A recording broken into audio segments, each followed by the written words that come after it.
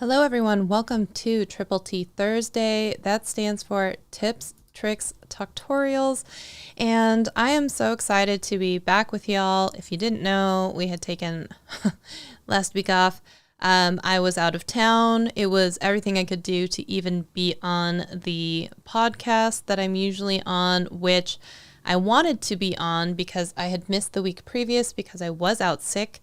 I was actually in the hospital for a couple of days with some unknown mysterious virus, which they still haven't figured out. So, but I am feeling better now and I am here. And I thought that the first show back should be a little bit of an easier jaunt. You know what I mean? Like, go easy on me, as Adele would say, because I was just a child. Okay. But in reality, the truth is I wanted to actually come back and do the monthly revenue report, but I'm going to save that for next week. And thank you so much to Dutch Can Jam for actually sending me a spreadsheet. Remember when I was going through all of that and I was saying, oh gosh, if I had a spreadsheet, he was so kind and he sent me a little spreadsheet, and I was like, oh, I should use that, but I should also go fill in the information from the previous month. So I was like, okay, let's do that. So we will come back and we will do the monthly revenue report a little bit late. Yes, next week, but we will do that. So just know that's what's going on. So, hey, Michael Kinney's in the house, Annie and Pixelpia. Great to see all of you. Thank you so much for being here. We, of course, need to kick off the show. I know we're a little rusty. So if you don't remember, the way that we kick off the show is I ask you a very important question because I'm nosy like that. And that is, what's in your cup? This is where you tell me, what are you sipping on today? It could be tea, it could be Pepsi, could be adult Pepsi. Let me know what you're sipping on and I will share with you the same today. I'm not opening a bottle of wine today. I know, surprise, surprise. Some of you are like, what? Today I am kicking it strong with the sparkling ice in the strawberry lemonade flavor. And that is because I still have things to do today, y'all. So I can't just stay home and just be drinking, till I see the bottom of the bottle. I actually have things to do. So we're going to rock with the strawberry and lemonade. Okay. By the way, sparkling ice, if you ever need someone to, sponsored by, not sponsored by, give a girl a shout out. Okay. So hello to Mia Moore Edits. I'm sorry if I butchered that. I tried.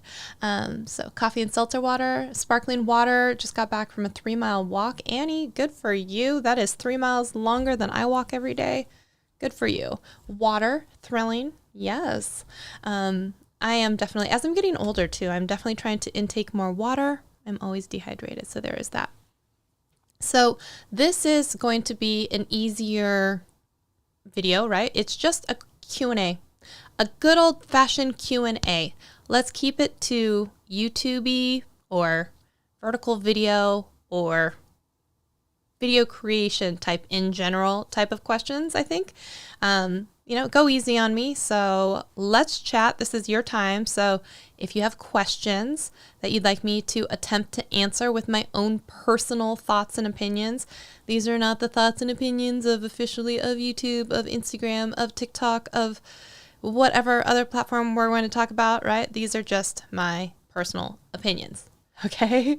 So let me know what kind of questions you have, and then we can talk about it. All right. How long have I been working on videos? Which is a great question. I have my YouTube anniversary that comes up in January every year. So officially, I think am I 5 or 6 years old? It sounds funny to say, but I think I'm 5 years old on Shelly Saves the Day, but 6 years old on YouTube, if that's correct. I'll have to check my math on that.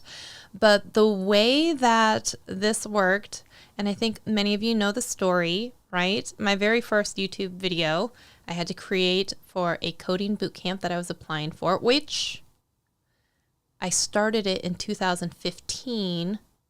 It would have been May.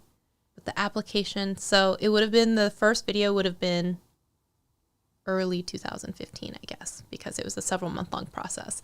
So there you go. That's the first official one that I had to upload, because we had to upload a video answering video questions that they had as part of the application process. And then after that, though, my first actual, tell me if this is you. Most people out there have had at least one YouTube channel, maybe one, that didn't go very far, maybe one that was for family and friends only, and then you have a YouTube channel that you actually want people to see. So let me know if this is you, if you have more than one, all right? So I had that one video on a brand new YouTube channel only for that coding bootcamp. It was a private video, or an unlisted video at the time. And then many years later, I decided that I was going to start doing unboxing videos and start a beauty channel, because as a woman, apparently I'm told I can only do cooking or food. So that's what I thought back in the day. So I started a beauty YouTube channel. I did 2 videos on it, 2 videos, I think. Went over to a friend's house for dinner, said, hey, I'm starting this YouTube channel journey.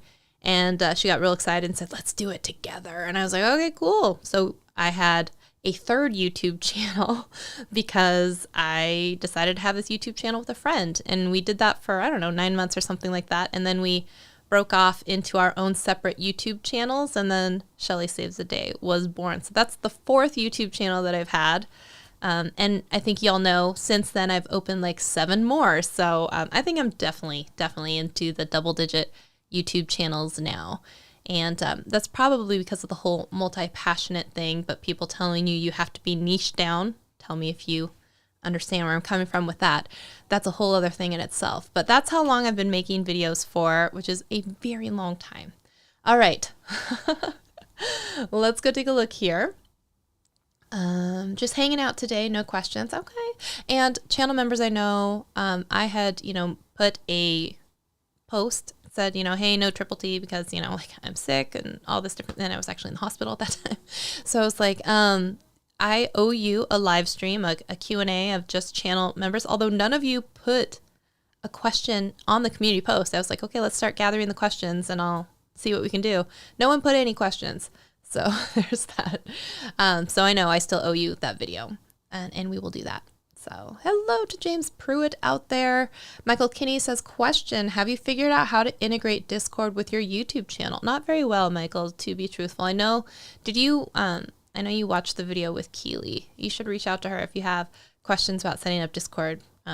I haven't really touched it much since she was in there messing around with stuff, but that's also because I was out sick, and then I was on out of town for a little bit seeing my parents-in-law, so I haven't really had a chance to go in there. And I think with Discord, it's tough because when it's new and it's a smaller group, a lot of the time the people don't talk amongst themselves yet.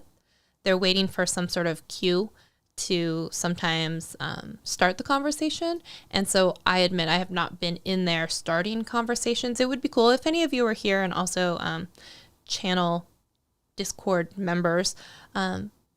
Please feel free to start conversations. It's not like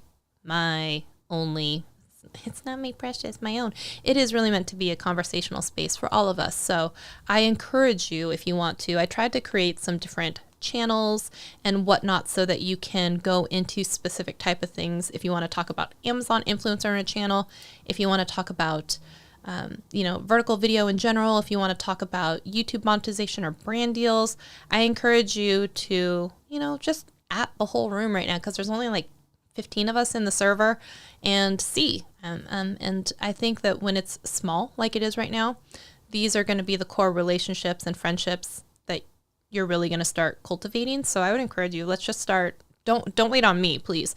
Just go in there and start having conversations in the channels that you want. Or if you don't have access to also create channels, let me know if there is a type of topic or something that you want to create. I think Keely can do it too. And we can create that room and we can start a conversation on those things too. So there's all of that. Let's see here. Saying some hellos. And Annie is saying, girl, I am on the struggle bus with TikTok. I haven't been able to move my follower count. It's been a month, so I'm thinking of switching up my strategy. Any tips on growing on TikTok? So with TikTok, I haven't really seen what you're posting over there yet, Annie. So let me know, what are you posting over there and how often are you posting? Because one of the things with TikTok I have noticed is that, have you ever seen where all of a sudden some video blows up and they're like, oh, I didn't realize it was going to get a lot of attention or anything like that? I think just like the episode that we were just talking about, being relatable in whatever you're talking about. So maybe not coming in as being like, I'm only the expert in this, and, you know, having that air about you, like having the ability to have people be approachable and knowledgeable, and like sometimes, are you asking questions? Are you like doing polls? Are you doing things in strategy that would actually encourage them to like, follow, or subscribe? So is it like you said something that's kind of controversial? Did you say something that only someone with insider knowledge in a particular type of category is going to know about? Like, what would be the real reason that someone who's probably going to be coming across you in the For You page, because you are going to get served up to people who aren't necessarily subscribed to you yet, what's going to get someone to stop their scroll and actually want to click? So a lot of the time it's going to be some sort of contrarian opinion. You got to say at the very beginning, like 5 Amazon must-haves for your home, or like things that are legal in your state but aren't legal where I live. Something like that, where all of a sudden you're intrigued to want to watch past the first 3 seconds, where that's about all you get before they decide to scroll on to the next one.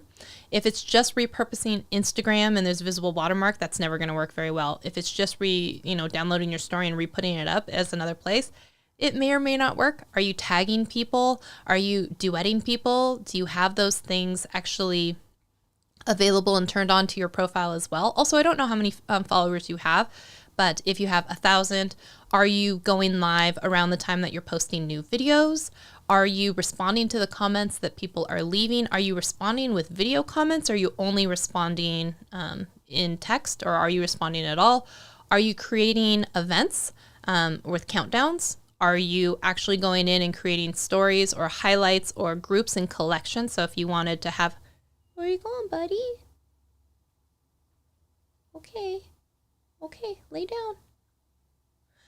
If you are creating collections, maybe it's new home information and it's home buying information and it's mortgage information. Like, do you have groups and collections of things already started so that people can, if they find a category they like, have a whole series of them? So those would be a few of the things offhand that I would say that we would start with, because, and then the next thing is, there is like no such thing as overposting on TikTok, because people most of the time are not coming to your feed and scrolling it chronologically. They're coming across it in the For You page. So if you're not posting 3 to 5 TikToks a day or more, up to 10, you're not oversaturating that market over there yet. So that's what I would say on that. You only have one channel. Wow. How's that work? So Annie says, I have this one and a secret channel. See? Yep. Sometimes. And James also, same as me, saying I niche down, and that's why I have a dozen channels, right? Because everyone tells us we can't have 12 niches on one channel. And it's true. You can't. As much as we would like it to be, I'm the exception, not the rule. We're the rule. We're all the rule. Hello to Sensei 20 from Honduras, coming back at you from Seattle, sending you love and light and all that good stuff. So the question is, how did you work up and start off your YouTube channel? I started, one of the things that I did at the very beginning, I don't know if I've talked about this with y'all a lot.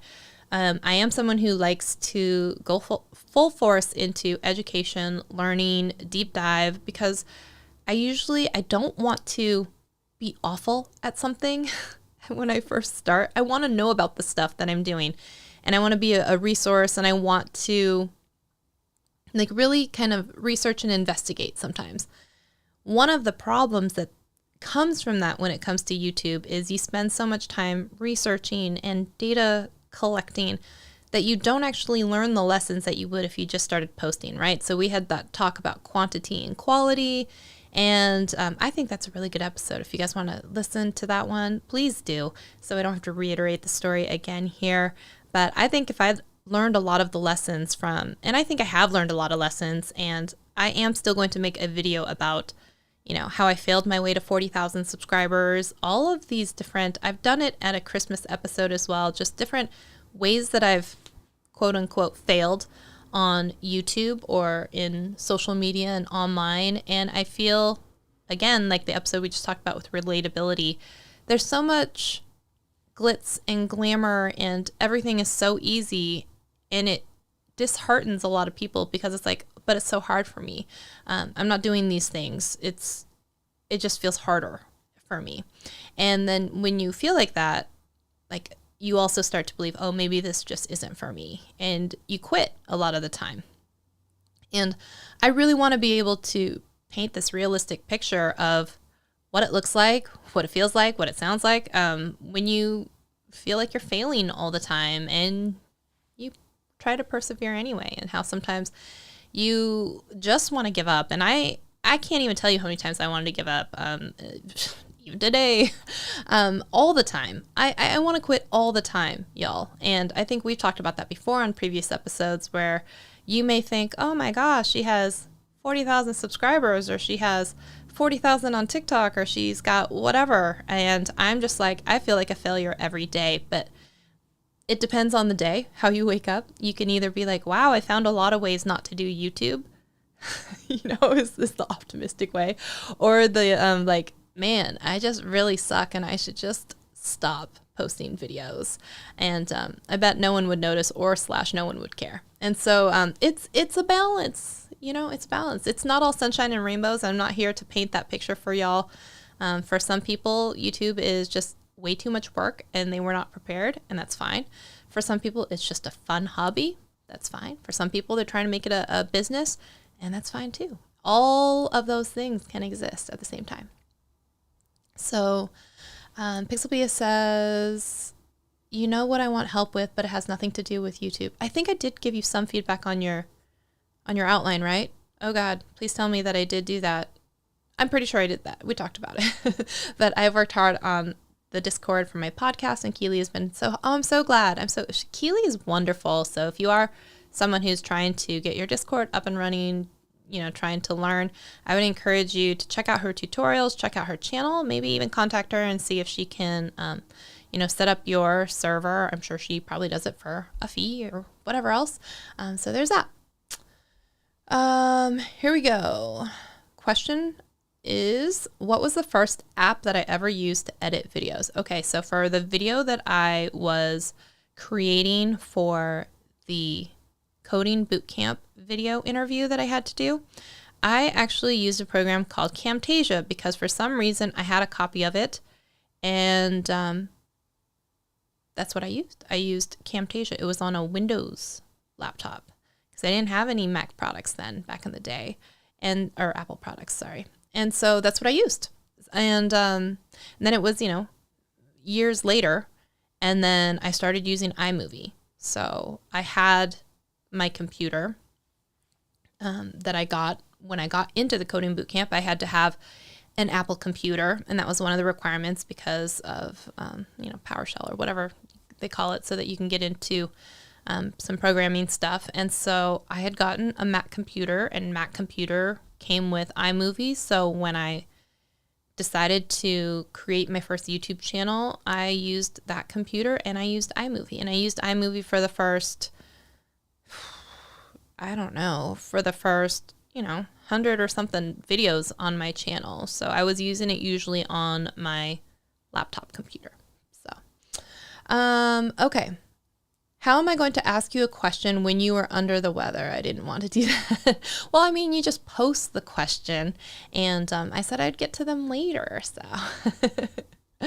and Annie says, okay, I will jump into the Discord and start talking.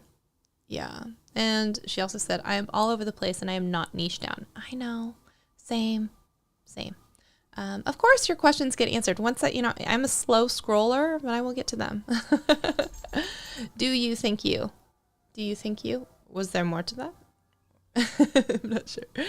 So Annie says, I want to talk about all of the things. I was actually talking to Roberto about this, and I think I'll be opening a vlog channel where I can have an outlet to talk about whatever I feel like it. Yeah, and I think that's one of the reasons why I have so many YouTube channels, because I want to know that if I'm in the mood to post something, whether it's a cooking video, a vlog video, just a fun short of my makeup for the day, I don't have to feel constricted that it's not content that doesn't fit on this one channel that I have. So I have 12 channels, and if I want to post sporadically because something inspired me that day and I want to show you the Detroit style pizza at Moto Pizza in Seattle, I can do that, and I can put it on a food channel. I can put it on a vlog, day in the life type of thing.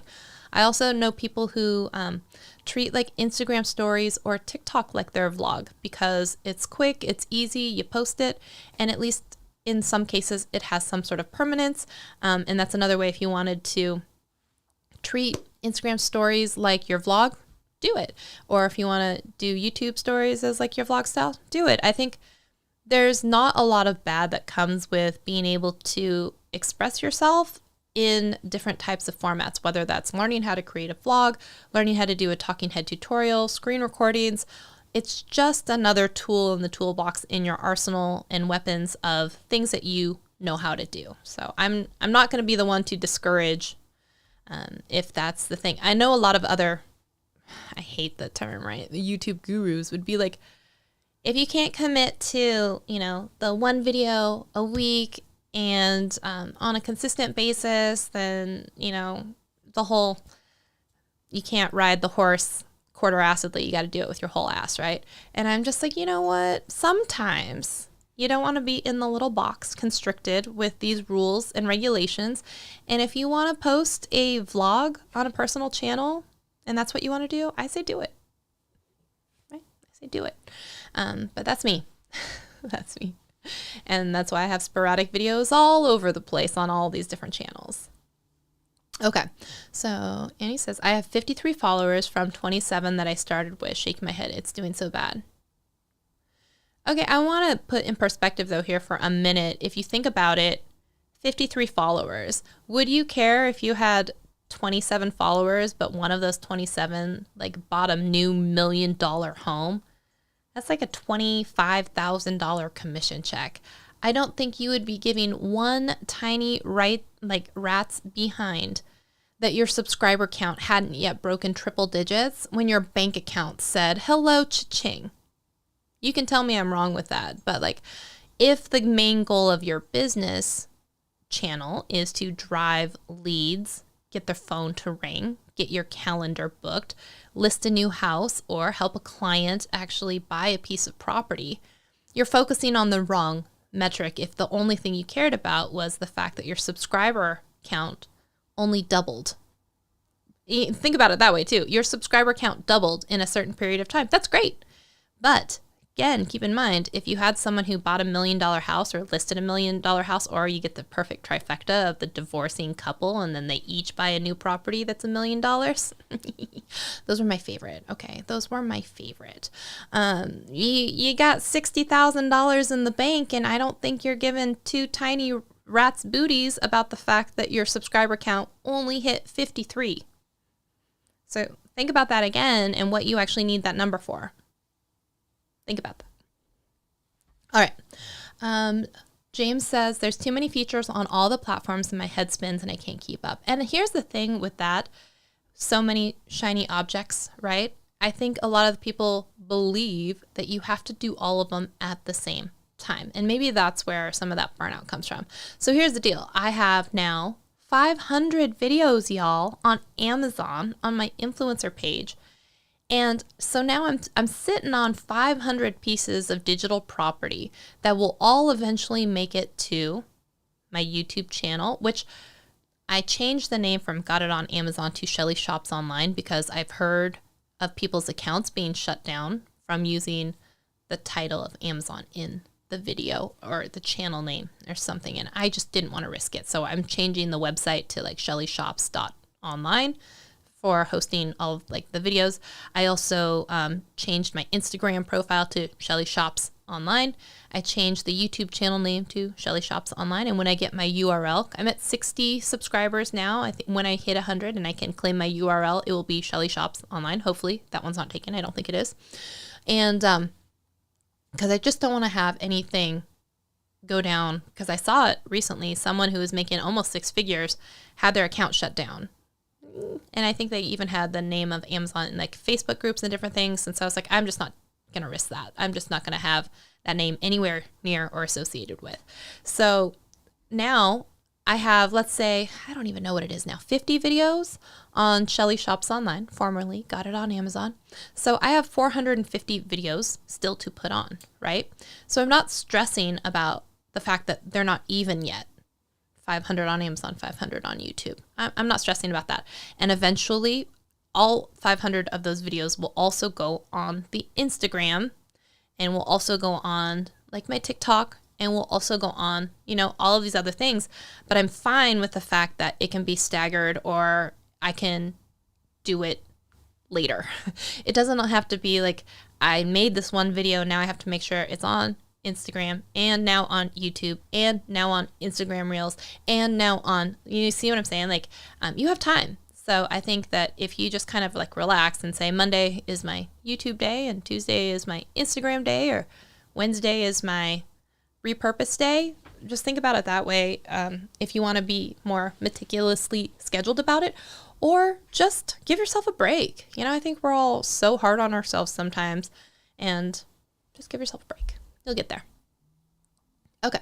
The next question is, how do you edit thumbnails that will help people click on videos? I also have to keep an eye on the clock. So someone remind me if we get to a point where it's 6:30, because I have to leave at that time. Okay. Just help me. And I even started early accidentally on purpose. Let me explain. Because I went into Restream to schedule it for 5:30 as I normally do, and then somehow misclicked and clicked 5:15, and then I was like, oh, I can't change it because you can't change it within like 30 minutes of your show going live. So I was like, well, why not? I was still a couple minutes late, but so I started early. So there you go. We're hopefully gonna get through all the questions. So okay, so a lot to say about thumbnails, right? And in fact, do I still have a video about thumbnails? I think I still have a video about thumbnails on my channel. I would definitely start there. And the reason I am saying questioningly is because I did private like 200 videos, almost all of them to do with video editing. That was iMovie, that was Final Cut Pro, that was different other editing programs, including apps. And here is part of the plan is I am going to be taking all of my iMovie videos and I will eventually put them on a new platform like Uscreen. And then if someone purchases my iMovie course, so I'm moving my iMovie course from Thinkific over to Uscreen, and then it will also have access to all of my old YouTube iMovie videos, so an additional couple hundred videos or something like that. And I believe that the thumbnail one is still live because it was to do more with YouTube and YouTube advice. So I believe that one should still be live. There's some good info in there, including stuff like we don't put things in the lower right-hand corner because that's where your timestamp is. This is kind of the no man's land. We typically don't put more than 4 words of text on the screen. It's usually like the words aren't more than 6 letters just so that you can have a font that's readable and like big enough. You usually want to make sure you shrink down your thumbnail to like 25%. That way you know and can see what it's going to look like on a mobile phone, which is where the majority, over 70% of the YouTube traffic is going to be. So if your thumbnail is not attractive on a small mobile screen, you should relook at that. There's also some different ideas about color theory that you should take a look at, and why certain colors trigger certain emotional responses out of us. Why red and orange and yellow are the ones typically used to make us feel hungry. Why blue and purple have a more calming effect. Like, there's a whole bunch of color theory stuff out there. So also faces, emotions, and there's also some great tools out there. If you have a lot of thumbnails and you want to see what works with your audience, you could go into like TubeBuddy and to ClickMagnet and take a look at the different elements of your thumbnails. You already have to have enough thumbnails and data of varying things like text, no text, or YouTube face, or like not YouTube face. You know what I'm saying? It will give you some of that data to be able to look at, which can be helpful. So take a look at that. But yeah, if you think about what's going to make people scroll, right? It's usually like questions, listicles, like top 5 blanks, those types of things. And then unfortunately, or fortunately, however you want to look at it, people like YouTube faces, ones with emotions, one where you see the whites of your eyes. So, and usually no more than like 3 people on a thumbnail. So those are some of the basic generic principles when it comes to that. So hopefully that helps. All right. Next question from Michael says, do you think YouTube is stifling creativity with the pressure to niche down for the algorithm? So many YouTube creators have made pivot videos. Yeah, I think that it's not YouTube's fault though. It's the viewer's fault. Truthfully. YouTube is just the maitre d' taking orders for what people want to see. And when people see something that they like, YouTube wants to give them more of it. And it would be great if it was your stuff. And I think it's difficult to have so many algorithms at the same time, but keep in mind that it's not usually about the creator experience. It's about who's consuming it. It's about what the viewers want to see. And unfortunately, creators don't want to have to realize that even though they themselves are the brand, the consumer is the one who sometimes gets to really run the show when it comes to like money, because you can be a creator and create what you want, but then you don't get to also have the other side of it, which is an audience that is interested in every single thing that you put out, because we're all multifaceted, right? I'm on a dance team. I like to do that. And I like to sing acoustic sad songs, and I do that on Twitch. And I like to talk about vertical videos. And I like to sometimes create video editing tutorials. And I like to talk about YouTube. And I like to talk about how you can make money as a creator. And unfortunately, once YouTube gets a hold of this, they're like, who do we give this to? Like, you, madam, are just a ticking time bomb of you could piss anyone off at any time if I serve you to the same people over and over again. So you know what I'm saying? It's difficult because YouTube isn't working to find people to watch our videos. YouTube is working really hard to find videos that viewers are going to want to watch. And so unfortunately, we like what we like. So if I like to watch puppies and proposals, TikTok only shows me puppies and proposals. And I'm happy and I'm sucked in for hours at a time. And so I will find lots of puppies and proposal videos and channels and stuff like that. And it can be difficult, but you also notice once you start watching other types of videos, then YouTube gives you more of that same thing. But it's also very difficult as a creator to be like, I don't only want to talk about iMovie. I don't only want to talk about Keynote. I don't only want to talk about whatever. So then you run the risk of, not pissing off the algorithm, but your viewing audience or splintering them. And so I don't want to talk about iMovie anymore, so I had to cut off the source, which was private all the videos that talked about it, because it was still driving 95% of my views. You guys, you're going to see it in the monthly revenue report. I think I went from like $250. I'm at like $30 in AdSense. So you have to get $100 in AdSense to actually get paid out in a month. So this is going to be one of those first times where it's going to take multiple months for me to actually hit the threshold to get paid out. And not only that, I have some channel members, which has helped driving up that number. So that $30 is like $20. Let's say $17 is coming from channel memberships, and then $12 is coming from YouTube. Yeah. Because I stopped giving YouTube access to the videos that a lot of the people wanted to watch on my channel. So it's not that YouTube is saying that I can't. They're like, girl, you do you. But there will be consequences, right? It's just like there will be blood. There will be consequences for you deciding to take actions which go against what the viewers who have come to know your content want. So if you don't want to keep feeding them information about iMovie, then we're going to not show your videos to people. So it then becomes a game. You know, do I only make videos just so that I can get views? Or do I make videos that actually also make me happy? So you have that Serdici effect where it's like, a video for you as an audience and a video for me that makes me happy. And if you can get to that point because people like you, they'll still watch what you put out, even if they don't have an interest in it, then you're golden. But if you build your entire reputation on, you know, how to do chicken recipes and then decide you're going vegan, you may have a harder time attracting all of your audience when what they want to see is chicken recipes. And now you're talking about, you know, plant-based lasagna, which... Okay, what do we got here? James says, I haven't posted in 2 weeks. Is it too soon to TikTok again? Too soon? This got to be a funny joke, but yeah, there's no such thing as overposting on TikTok. Just do it. Pixel Pia says, I'm trying all kinds of stuff besides video to see what works. I'm starting my digital store. I'm trying to build a community for my podcast on Discord. Yeah, and I think, you know what? We've talked about this a lot before.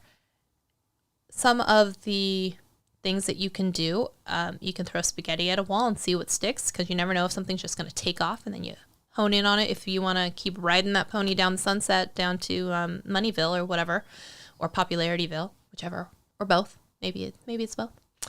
And, you know, and sometimes it's just good to try it all out because you don't know what you don't want to do until you sometimes attempt to do it for a while, right? Like, I was doing iMovie tutorials and I'm like, I don't want to do this anymore.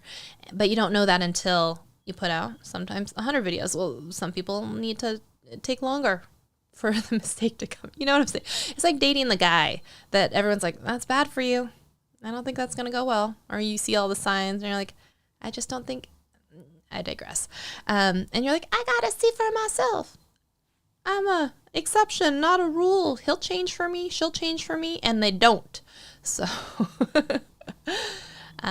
so Pixelbee says, I have now self-published a personal growth book as a paperback on Amazon. So think about this too.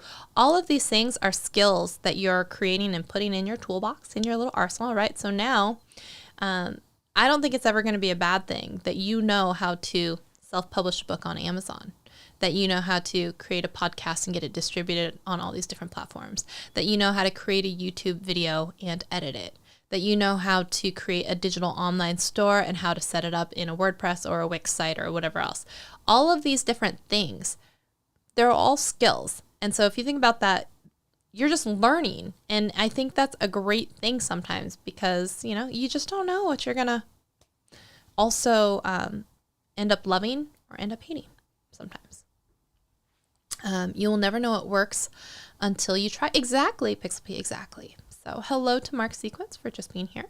Pixelpia says YouTube can be a way to direct people to all of these other opportunities. Absolutely. And I think so many people think of YouTube as this final destination instead of it's a stepping platform to something else. So if YouTube is the final end destination, you may have other issues.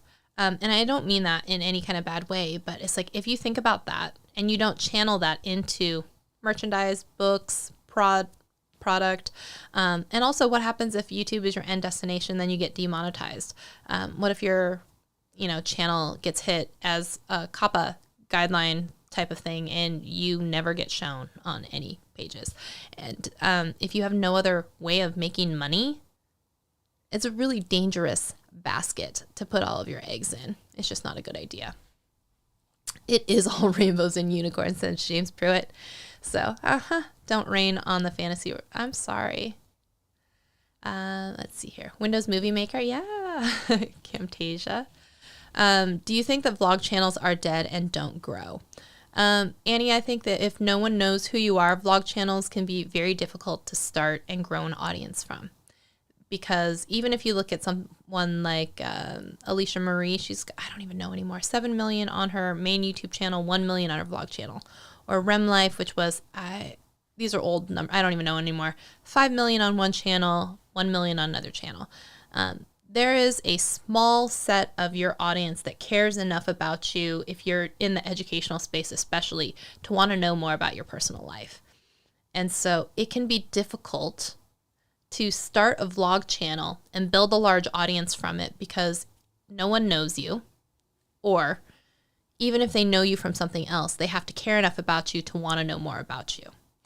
I think that vlog channels are great if you want to work on video editing skills, if you want to work on how to craft a compelling story, if you want to play around with video angles and storytelling and different types of videography, whether it's outside in the real world or in different lighting conditions or, learning to shoot on location, all skills that you're learning. But I don't think that most of the time starting a vlog channel and expecting commercial success from it is going to happen for most people. So that's true now that you put it that way. Well, I don't know what I put, but yeah. Adam's exploit says, cha-ching is my favorite eBay sound. And he says, by the way, I got my first lead on YouTube channel and 62 subs. I was blown away. Exactly, right? 62 subs, and let's just say you sold a $500,000 house. You're not crying about them. You're not also going up to them being like, okay, you found me on YouTube, but did you subscribe? No, because the point of your YouTube channel is to either educate people about the new home market in Orlando or to sell homes in Orlando. So again, let's put some perspective. Great job. I don't know what you're saying great job for, but I thank you and I appreciate you. And Pixel P says, okay, Shelly, I did my job on Discord and you started 2 discussions. Okay, perfect. Thank you so much for doing that. And Shelly Saves the online shopping. Yeah. No, it's Shelly Shops online. There's no saving about it. I'm spending. Shelly spent money online is basically what it is. But I also think it opens the door that it doesn't have to just be Amazon now. So now if it's Shelly Shops online rather than just got it on Amazon, if I happen to buy something else from an online store, I can throw that in there too. So there you go. Got it online. Yeah, I could. But I already bought all the domain. Like I bought a new domain and it was more expensive than the other one, right? It was shellyshops.online. So I already spent $30, y'all. Although got it online is, and you know what? It keeps with the whole Shelly verse. Shellyverse, yeah, right? We got Shelly shares her day, Shelly slays the day, Shelly saves the day, Shelly shops online. It's so. Let's see here. It's an hour past 6:30. Oh no, it's not. It's not. Okay, you're a different time zone. Okay, we observe daylight savings time. Well, who knows how much longer that is? Thanks, Congress or whatever is going on with that. Adam's exploit says, it shows up on your upcoming live streams on YouTube. I don't know why, and I didn't get the notification. I don't know. Well, honestly, I think I set the notification at like 5 o'clock, so there wasn't a lot of time to probably. How am I doing on Etsy? We're going to go over it on the monthly revenue report. I actually did sell something on Etsy. I think y'all were here for it. I think it was like $14. So it was multiple. It was more of the makeup stencils, y'all. It was like physical product. So we'll talk about that. And Dutch Can Jam says, Shelly, how do you stay on top of all of the moving parts of your various social media platforms and the other platforms that you're on? What strategies and advice do you give to not feel like drowning? I would say I don't. Thank you so much for thinking I have my show together. The show is just a bunch of squirrels running around, all running into each other. But I appreciate you for that. Right now, I am focusing on some of the things that make me the most money. It's certainly not YouTube. It is right now the Amazon Influencer Program. So, but I will tell you guys, because I was out of town last week visiting in-laws, and then the week before that I was in the hospital, right? So I got into a little bit of a mild depression. I'll just say it because of the fact that y'all know I was trying to hit 5 videos a day on for Amazon influencer program. And I'm trying to get to the point where I could make, let's say, $5,000. I would love to do it only from the Amazon thing, but I have seemed to like hit the ceiling where I'm not making more than, let's say, $40 or $50 a day, which, that's nothing to sneeze at. $50 a day for like 360 days or something like that is still like $18,000 a year before taxes. But it's certainly not the $5,000 a month, which would be, significantly more. And because of being out of town, because of being in the hospital, and because of just life in the way, I didn't get 5 videos a day. And I fell so far back in the hole that I was just like, I just wanted to give up and be like, it's not working. It doesn't matter what I, you guys know, like, it doesn't matter how many videos I put out. I'm not making any money. It's just dumb. I don't feel like I'm getting anywhere. And I definitely sat in that any day now, getting out of it. But I definitely sat in that feeling for a while, just feeling really sad and depressed about everything. And it's been hard, y'all. It's been really, really hard. And it's also turning over into like my YouTube channel, where it's like right now the only videos that I'm putting out are some of the live streams. And even then I missed last week because I was sick, or, I was in the hospital. And then I started to feel even more like worthless. I mean, like, you can't even do your live streams, which are the least amount of effort that you can put in, because you literally flip on a camera and don't have to edit it, and you just go. And so even that, truthfully, I was just like, you're supposed to be talking about all these things. YouTube, there are things that are happening, whether it's changes in CTR, changes in monetization, things about YouTube Shorts.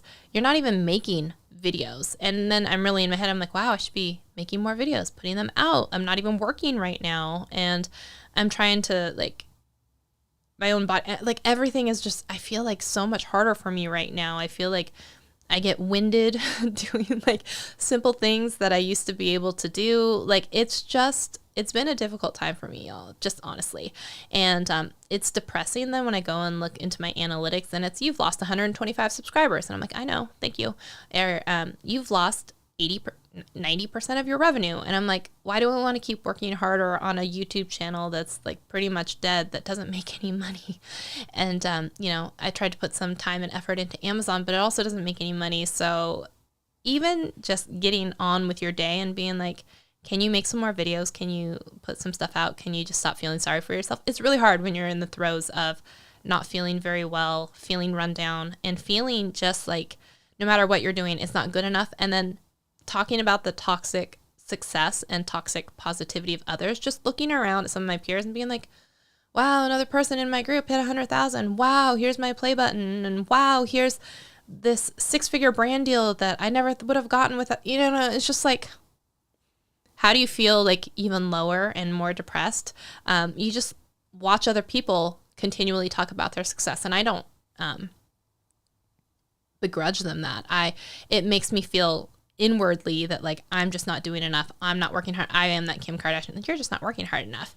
And I'm like, what is your excuse? You're not technically fully employed right now. And, and I don't know, y'all. So I'm in my own funk, and I was listening to Scott Peachy's live stream yesterday, and he was telling me that he wasn't telling me, he was telling his audience that he's also been in a bit of a funk, and he hasn't felt that way since a friend of his had passed away. And he's like, eventually I got back into it, but I just want to sit with it for a while and acknowledge this is where I am right now. And the most I can do right now is this weekly podcast or this weekly live stream. And then I'm not going to beat myself up about it. And then I'm eventually going to get back to making content. And I kind of feel like just sharing, that's the same where I'm at right now. Is it's really hard for me to turn on the camera. I don't feel super motivated to do it. And I also don't want to make a whole bunch of videos that are just awful. Although some could argue that my existing videos are awful because no one watches them.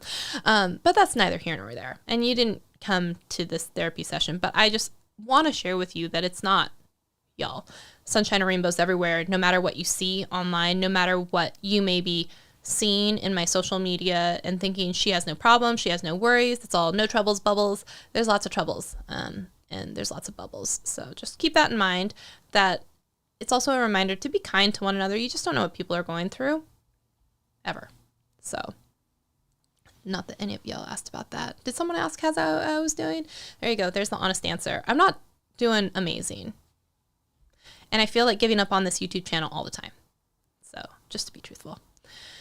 Yuva Raj says, what I'm saying is, I know there's lots of your content that's worth watching, but if you block the most of the worthful content, it will cause you as a creator, or maybe it didn't reach today, but someday will bloom. Sorry, I'm digesting that. If I block the most worthful content, I'm not sure if you're referring to when I said that I took out like 200 of my videos about the most popular content. That was on purpose, and I was willing to face the repercussions. Yeah, I don't know. James Bond says hello. Thanks for being honest. You're welcome, Annie. Hello to Sammy Superstar. And Discord for Creators is here. Hey, Keely, we were talking about you. And Pixel P is doing some real work on our Discord. That's awesome. Shellyverse is seriously merchable. Yuva is asking, how much time did it take to learn editing skills? Because getting to know some of it, but still self-learning takes me lots of time. So what helped? Yep.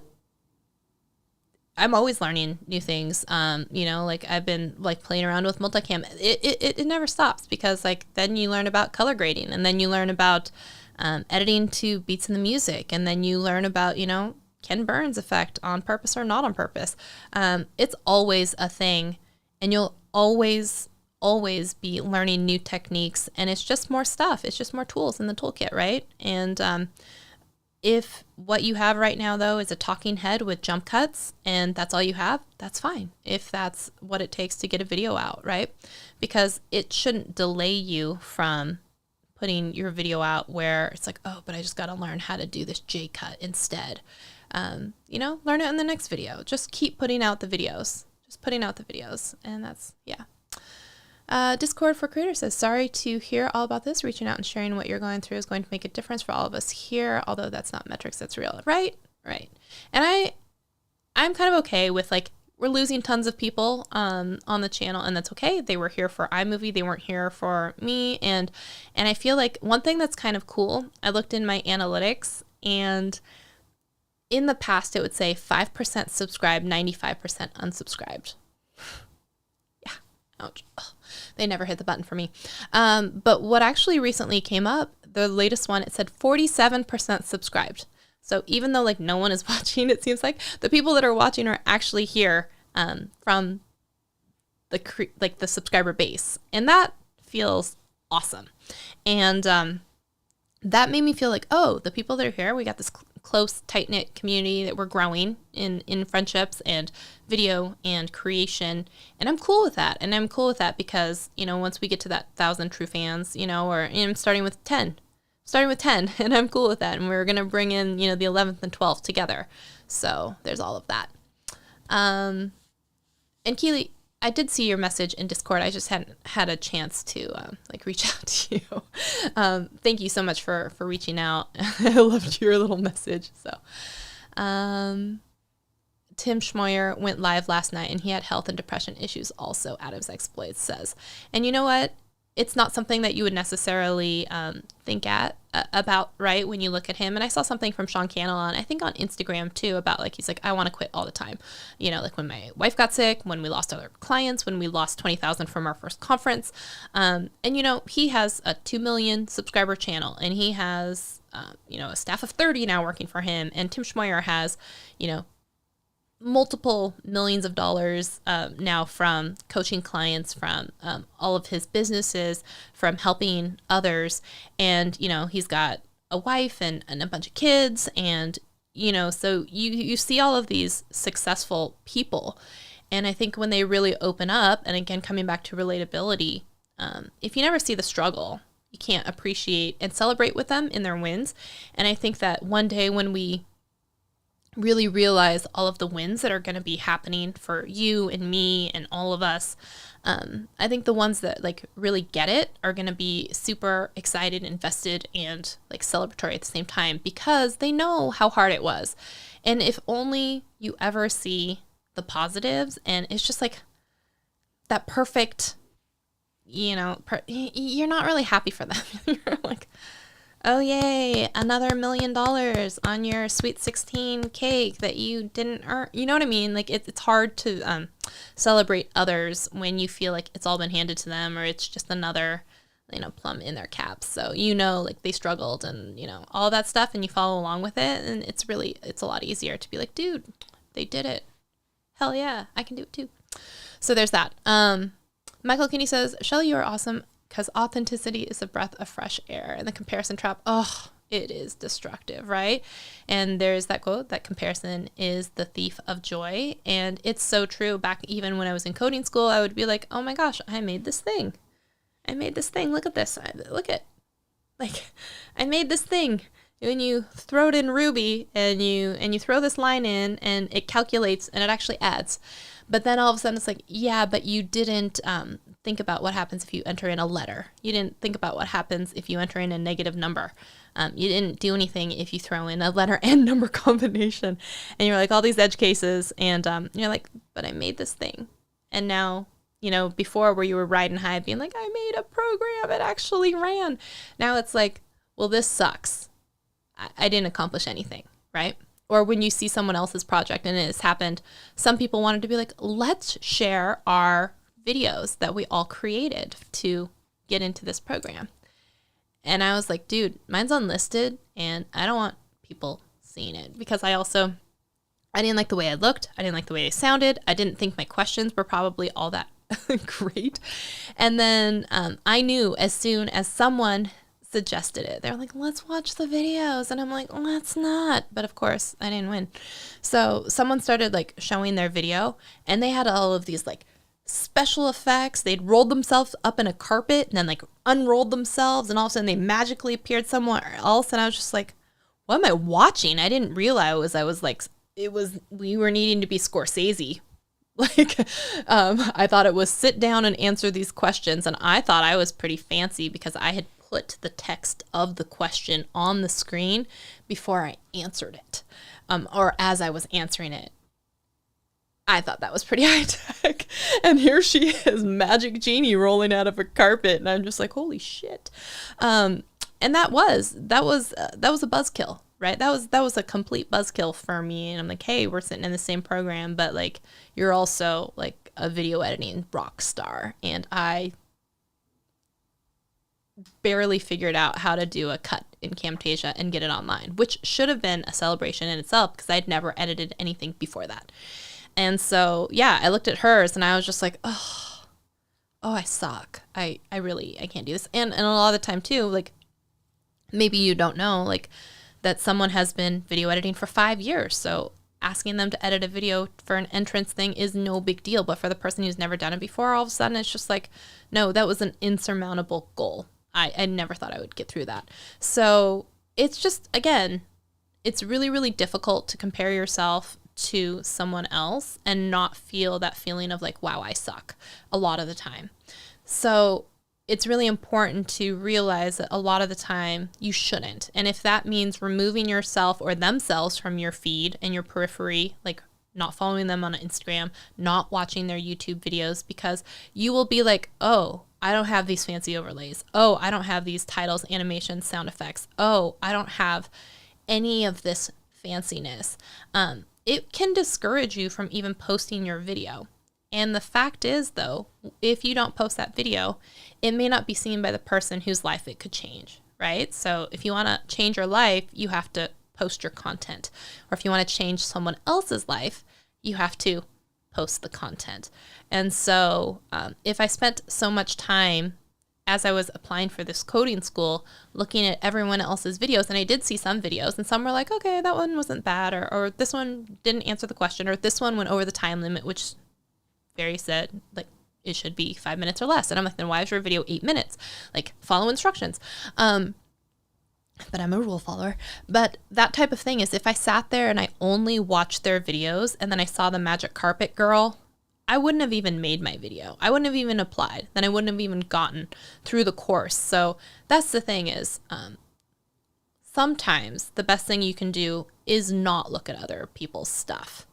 And that's why I sometimes encourage people, like, stop listening to too many people on YouTube, stop going into clubhouse rooms, stop doing all of these things, and just start posting some stuff and learn some stuff.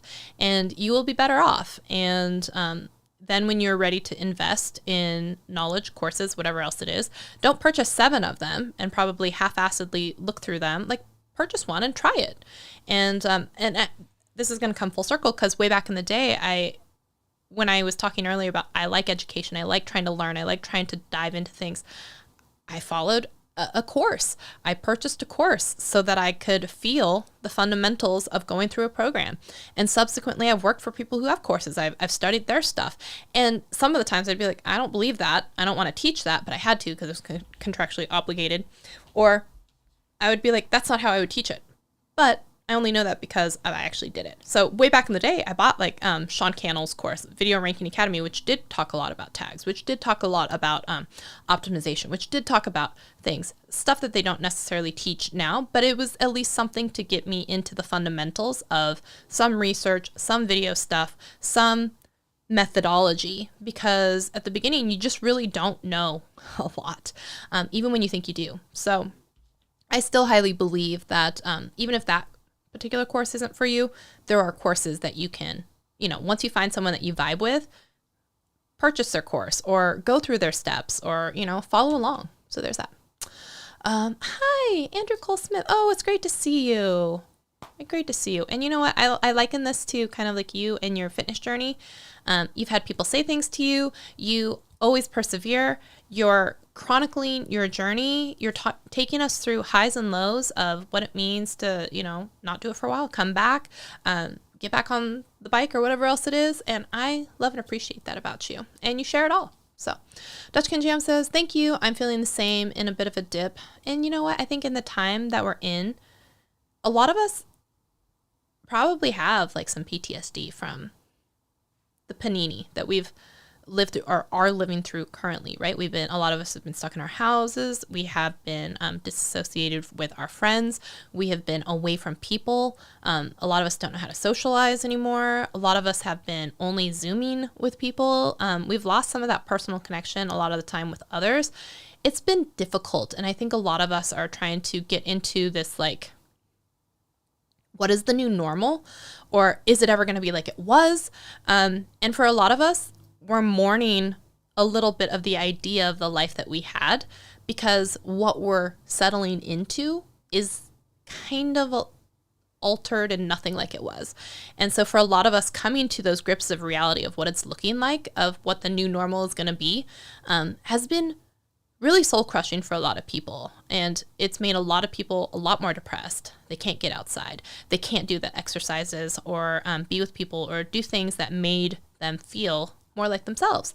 And I think a lot of us are angry, depressed about it, and having a hard time with it, and only starting to feel some of those repercussions now. And I think I'm one of them. But you've been thinking about moving on from the creator life, and you appreciate sharing the experience and sending good vibes.